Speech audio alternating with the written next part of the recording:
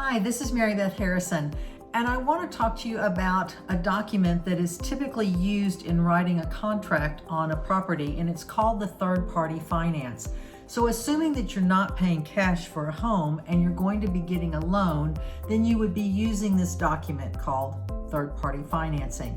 And what it does is it just kind of lays out what the loan is going to be and then what the obligations are for the person getting the loan.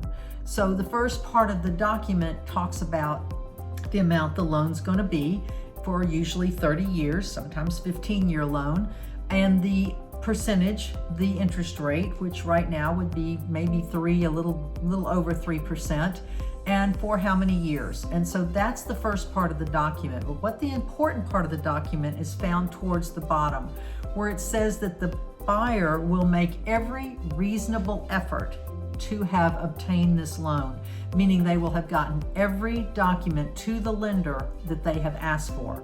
Typically, just for starters, it's 2 years tax returns, 2 months of pay stubs, and 2 months of bank statements. That's the typical thing that they look for, just as a minimum.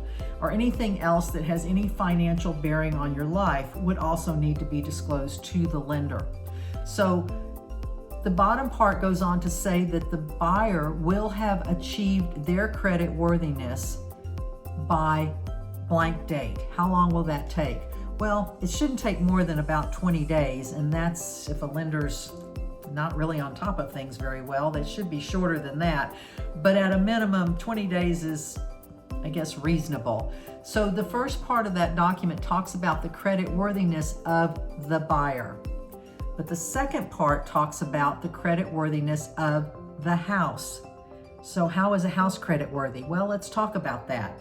It needs to appraise for the amount that the lender's willing to loan on it. It has to be insurable, and the title policy is clear.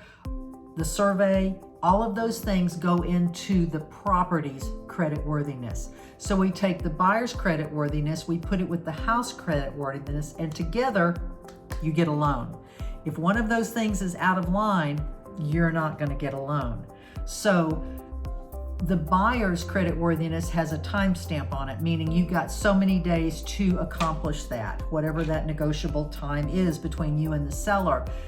But the house credit worthiness, meaning the appraisal, the survey, the insurability, that can go on till almost closing. So it's incumbent on everyone to get the lender to get on that appraisal, to get the buyer to get their insurance on the property, to know that there's no red flags that are going to jump up there. It's a really important document, and it carries some heavy weight with the contract. So understand what you're signing and what you're agreeing to as you're filling out that third-party finance. It does go on to talk about an FHA financing or a VA financing, and when you use those types of loans, it has a built-in appraisal clause, meaning the house must appraise for the amount that you're buying it for, or FHA or VA will not give you the loan. Now, can the buyer for a VA or an FHA put more money up to make the difference? Absolutely. So let's just say, for example, you put in an offer on a $300,000 house and it only appraised for $290,000. Could the buyer on either one of those come up with $10,000 more to make up the difference? Absolutely. They have every right to do that.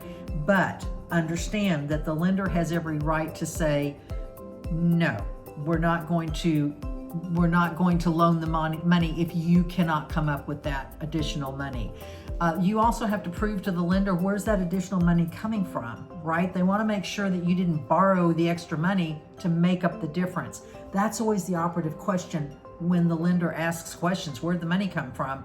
That's all they want to know. Was it a savings account? Was it under a mattress? I mean, where was that money? So can VA and FHA pay over appraised value? Yes, they can. They just have to talk with their lender about it and make sure everyone understands where the money's coming from.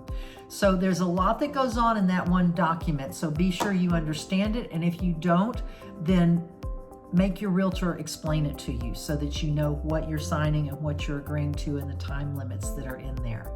If you have any questions or want some help with that, please feel free to call on us. Thanks so much for listening.